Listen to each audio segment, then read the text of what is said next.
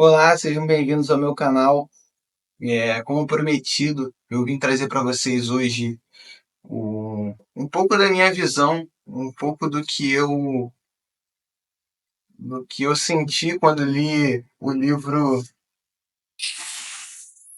Senhor das Moscas, de William Golding, que é um romance distópico.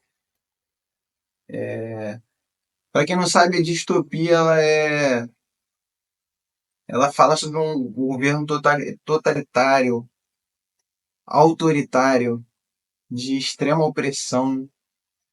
E a primeiro momento, quando você começa a ler a sinopse do livro, começa a ver um pouco da história do livro, é difícil de acreditar que estamos falando de um romance distópico. Afinal, o livro fala sobre crianças. Tudo bem, crianças numa ilha deserta, sozinhas e tudo mais. Mas distopia, ó, a gente está falando de autoritarismo. Para mim, a primeiro momento foi estranho. Mas calma, tudo vai fazer sentido. Vocês vão ver. William Golding ambienta a nossa história da seguinte forma: está acontecendo uma guerra em um certo país e lá vai cair uma bomba atômica. Qual é a solução emergencial? Pega aviões, separa, não sei se foram lançados diversos aviões, ou se primeiro pegaram as crianças, como é aquele jargão de costume, né? Crianças, idosos e mulheres primeiro. Pegaram as crianças, botaram no avião e mandaram para algum destino no mundo. Porém, durante esse trajeto, acabou ocorrendo de ser necessário fazer um pouso forçado ou acontecer um acidente, não fica explícito isso no livro, tá? E durante esse pouso, morrem todos os adultos. E aí você começa a ver o que o Golding quer fazer. É uma ilha deserta, sem adultos, sem regras, sem ninguém para impor limites, sem ninguém para buscar comida, sem ninguém para buscar água, sem ninguém para pedir socorro. E agora? Qual vai ser a solução? O que essas crianças vão fazer? Então, a primeiro momento, elas começam a se reunir na praia, saem crianças de dentro do mato, de escombros, do buraco do tatu, começa a sair crianças de tudo que é lado. E elas se reúnem em roda, decidem que uma certa pessoa vai ser o líder, e ele tenta criar uma sociedade organizada, uma sociedade em que cada um vai ter sua tarefa, cada um vai ajudar um pouquinho e juntos eles vão conseguir o bem maior, que é conseguir pedir socorro, sair daquela ilha, voltar para os seus pais, para sua família, ir para algum lar, certo? Só que não é bem assim que funciona, não é bem assim que as coisas tomam rumo. Afinal, estamos falando de uma distopia. E começamos a ver que nem todo mundo aceita essas regras, nem todo mundo quer saber de trabalhar, afinal são crianças de 6 a 12 anos. Muitas estão querendo só brincar, muitas querem só ficar na sombra descansando, muitas estão traumatizadas.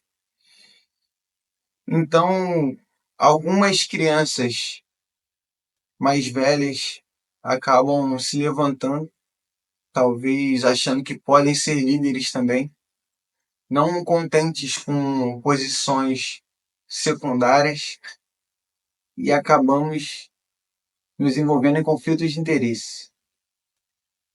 E aí você talvez até se pergunte, tá bom, Matheus, ainda assim, como isso vai virar uma distopia? Como isso vai virar um governo autoritário, cheio de excessos, com regras que talvez beirem a insanidade?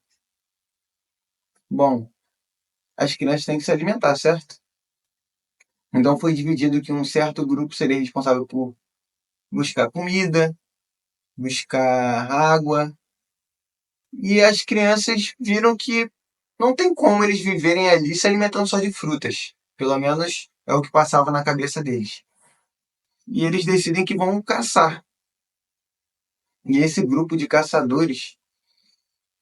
Eu não queria dar muito spoiler do livro, mas é como eu quero mostrar a minha visão, como eu interpretei. E eu acredito que o que eu vou passar não vai prejudicar sua leitura em nada. Fica tranquilo que isso é ambientado bem no começo do livro. Então, com essas caçadas do grupo de caçadores, eles começam a ir atrás de javalis, começam a ir atrás de outros pequenos animais para poder saciar a vontade de carne. Sendo que talvez a falta de regra, talvez a falta de alguém para impor limites, alguém para dizer o que é certo e o que é errado para essas crianças, começa a trazer a elas um viés primitivo, uma natureza que remete à idade da pedra, vamos dizer assim, à selvageria. Realmente crianças se tornando monstros selvagens. Então, esse conflito por interesses, essa selvageria que vai nascendo dentro das crianças, vai talvez escalando de uma forma que não era esperada, nem por nós, leitores, talvez nem pelas crianças. Golding, nessa história, talvez ele tenha tentado contrastar com o que nós comumente vemos em sessões da tarde, histórias da Disney, que é o Tarzan que chega na ilha perdido, bebezinho, e pô, consegue construir uma sociedade que ele é o líder dos animais, ele é o rei dos animais, o rei da floresta, né? Como é chamado. Ou como a Lagoa Azul, que são dois jovens, vão sobrevivendo perdidos na ilha. Bom, o resumo dele tem que ser bem curtinho mesmo, senão a gente acaba dando detalhe demais, acaba dando spoiler ali, prejudicando a experiência das outras pessoas. Eu espero que você não tenha se sentido prejudicado de ouvir algo que eu falei, porque até então o que eu falei ele não vai mudar nada a sua experiência. Pode ficar tranquilo que você vai se surpreender bastante. Mas onde eu quero chegar? O que eu quero trazer com esse livro? Por que eu decidi trazer ele primeiro? Gente, ele é um livro que ele sempre me levava para conversas daquele viés filosófico de, da natureza do homem, que foi provavelmente o que Golding quis trazer. A natureza do homem. O homem é mau ou a sociedade torna ele mau? Porque ele retrata crianças, crianças de 6 anos. Essas crianças não eram para ser selvagens, não eram para ser cruéis, ruins, porque você sente requinte de crueldade. Pelo menos eu, lendo, eu senti requinte de crueldade nas crianças, maldade mesmo. E realmente era para essas crianças serem assim? Então, nós temos alguns filósofos, né, psicanalistas, eu acho. Desculpa se eu estiver trazendo um termo errado. Eu acredito que eram psicanalistas, como Thomas Hobbes, Rousseau, Freud e até a Bíblia, trazendo para a gente relatos sobre a natureza do homem, né? E aí eu tentei dar uma lida ali para trazer um resumo para vocês, mas esse meu conteúdo aqui eu quero que seja mais um bate-papo, né? Eu não quero ficar me amarrando a exatamente isso, exatamente aquilo, isso aqui. É uma conversa minha com você, como eu conversei sobre isso com outros amigos e por isso quis trazer esse livro, porque eu entrei nessa pauta com um amigo de da sociedade ela tá tão perversa da gente se questionar se é realmente a sociedade que está fazendo isso com as pessoas, essa influência que está deixando as pessoas ruins, se é o que a gente vê na internet, que a gente consome na internet, que a gente consome na televisão, ou se a gente naturalmente é ruim. E, e nós temos essa dificuldade em ser somente bom. O que é o bem, o que é o mal, o que é bom, o que é ruim. É um. Se deixar, a gente vai conversando, vai falando disso o dia inteiro. Mas para pensar um pouco, para refletir quando você estiver lendo, ou se você não leu, está pensando em ler enquanto assiste esse vídeo. Tem uma passagem, eu falei que não ia trazer muitas referências, né? Mas tem uma passagem da Bíblia, enquanto eu estava pesquisando, que eu achei muito legal, que é, só um minuto, que é uma passagem de Romanos 7, de 15 a 20. E Paulo descreve a luta interna que ele está tendo, né, entre o bem e o mal. E ele diz: pois o bem que eu quero fazer, eu não faço. Mas o mal que eu não quero fazer, esse eu pratico. Então, pois o bem que eu quero fazer, eu não faço. E o mal que eu não quero, esse eu pratico. Eu li essa frase quando eu estava dando uma pesquisada sobre o que eu ia falar aqui com vocês. E eu tentei trazer para minha vida mesmo. É meio bizarro, né? Como a gente tem que se esforçar às vezes para fazer o bem e a gente tem a percepção de quando a gente está fazendo algo errado, de quando a gente faz algo que, que não é bom para outra pessoa, quando a gente é ruim, é cruel. O mal é natural. Onde estou querendo chegar? Eu quero dizer que o mal é natural. Naturalmente, nós fazemos coisas ruins, nós praticamos o mal. E quando a gente fala do bem, a gente tem que se esforçar. E foi isso até que um amigo falou comigo. Eu fiquei pensando um pouco no que ele falou, não soube debater muito sobre isso, né? Trouxe a pauta do livro e tudo mais. Mas quando eu li essa referência da Bíblia, eu parei e refleti e coloquei isso na minha vida. E realmente, quando a gente fala de boas ações, a gente tem que se esforçar. A gente fala, eu vou doar uma cesta básica. Eu vou elogiar alguém hoje. Eu vou acordar simplesmente agradecido. Eu vou fazer uma pessoa se sentir bem. A gente tem que botar essa ideia, traçar um caminho.